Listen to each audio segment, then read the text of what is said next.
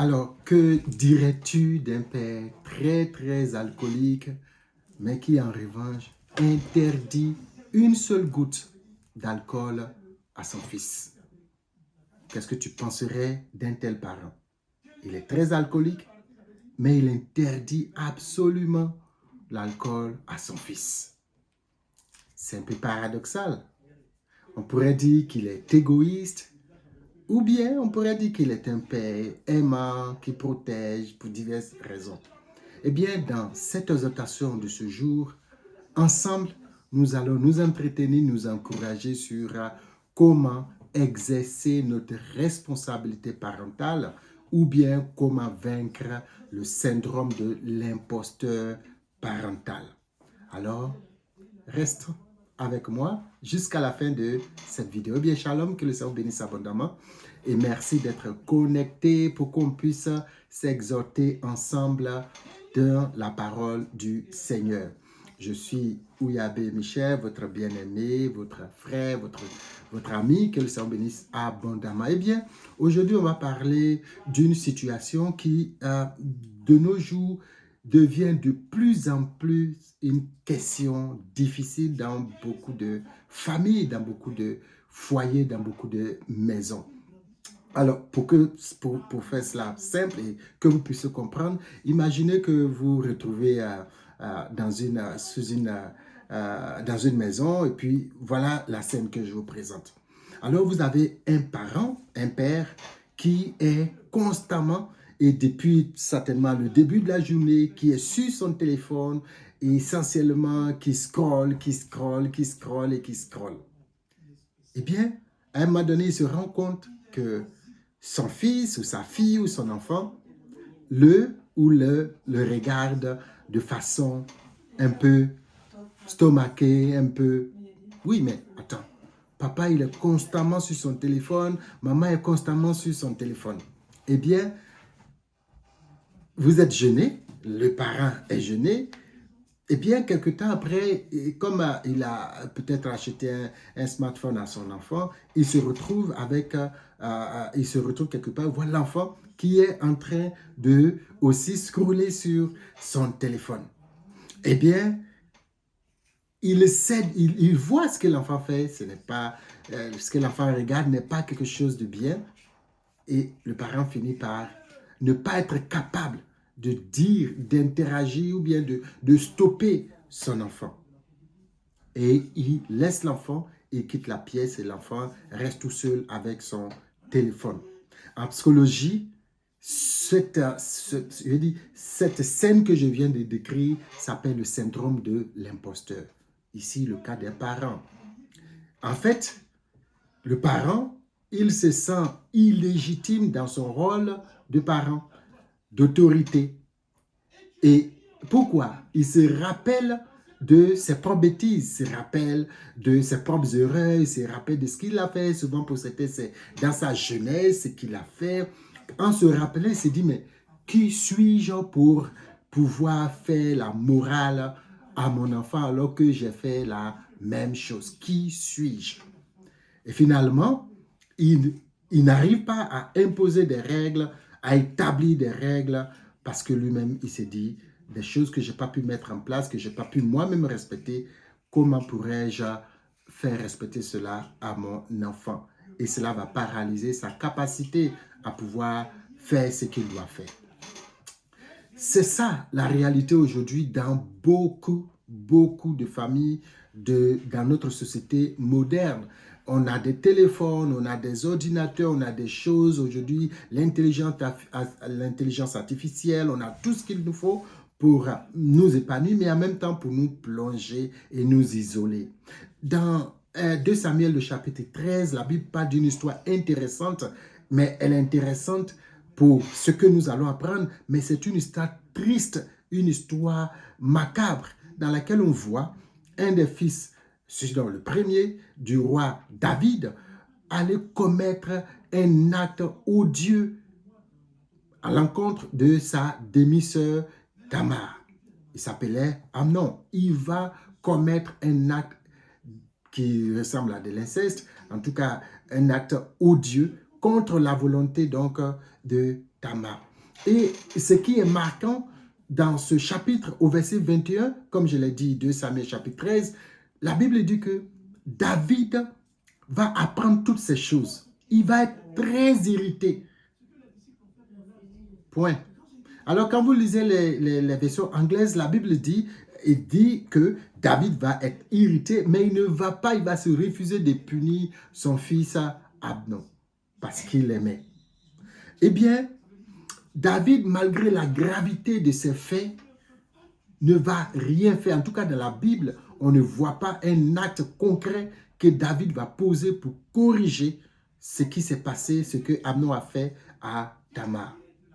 La clé de l'inactivité ou bien de l'inaction de David se trouve un peu plus avant dans 2 Samuel, le chapitre 11. À partir du chapitre 11, on va voir un David qui va convoiter la femme d'un de ses soldats et qu'il va donc finalement, avec laquelle il va coucher et puis avoir un enfant. Il s'appelait Bathsheba, n'est-ce pas?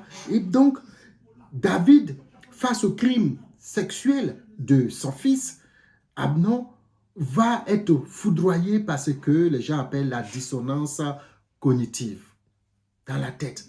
David va constater qu'il est illégitime.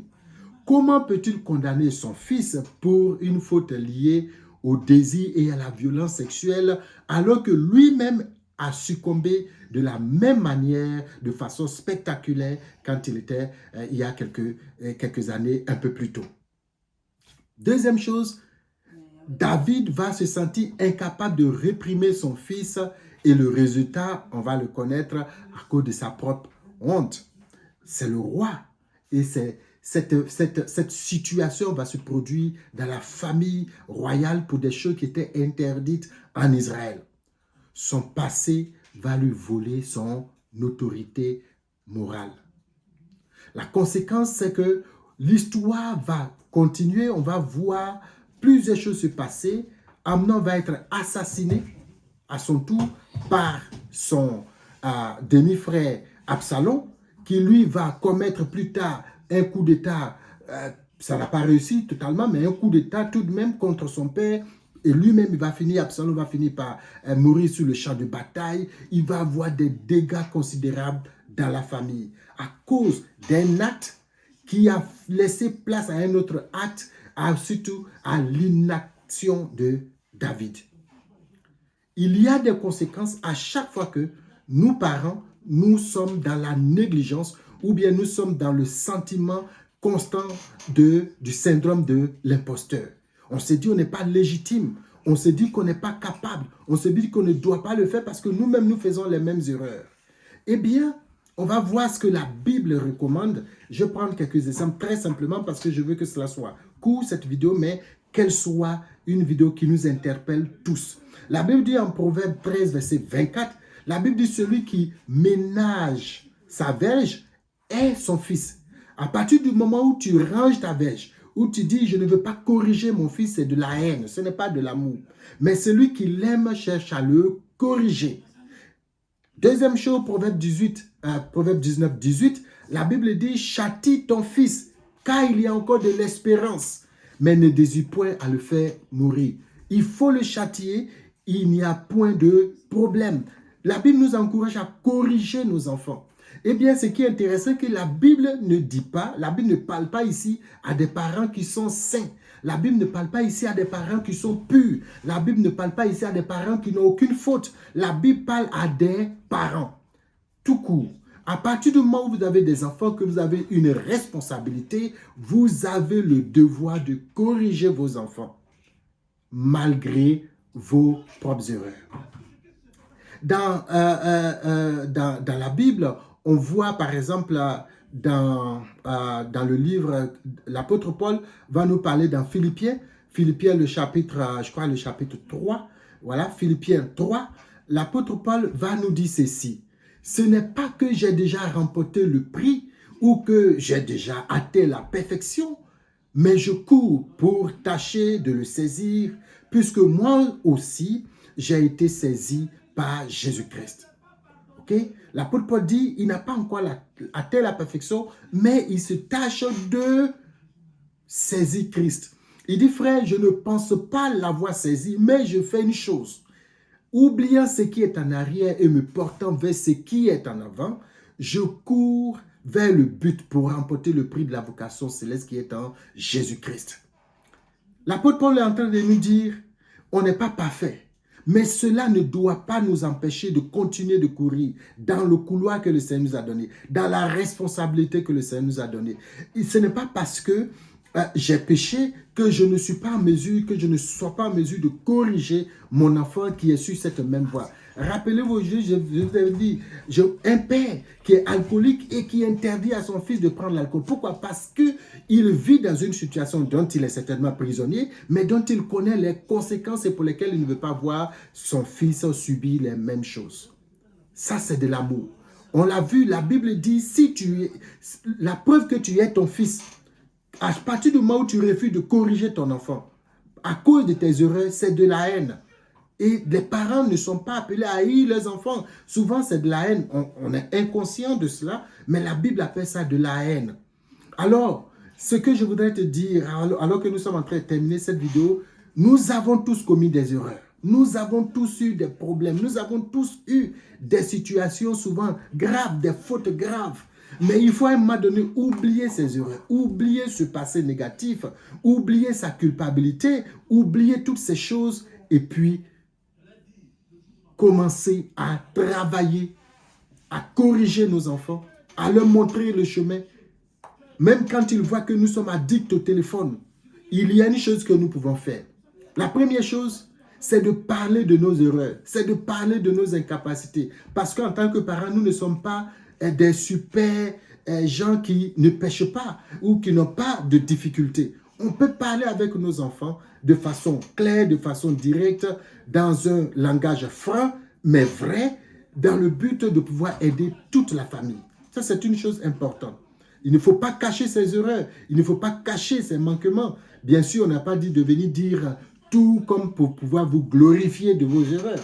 Mais tant que cela va contribuer à apaiser, à amener la famille vers des choses intéressantes, eh bien, il faut le faire. Deuxième chose, c'est de leur dire que vous les aimez et que pour cette raison, vous ne pouvez pas les laisser continuer dans ce qui est négatif, dans ce qui n'est pas bon pour leur avenir, pour leur santé physique, émotionnelle, pour leur vie, en un mot.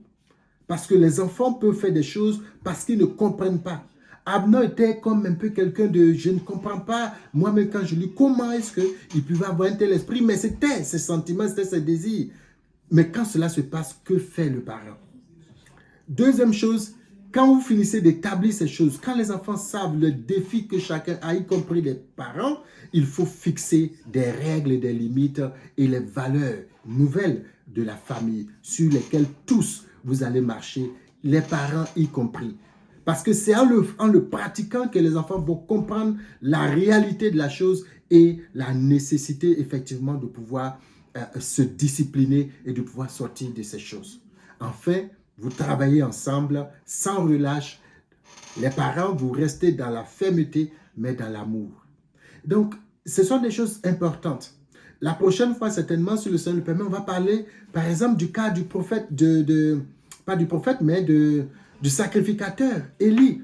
Les conséquences sont les mêmes, mais les motivations, les sources du silence ne sont pas les mêmes. David a été silencieux à cause de sa culpabilité. Ça, c'est vraiment le syndrome du parent qui se sent comme un imposteur.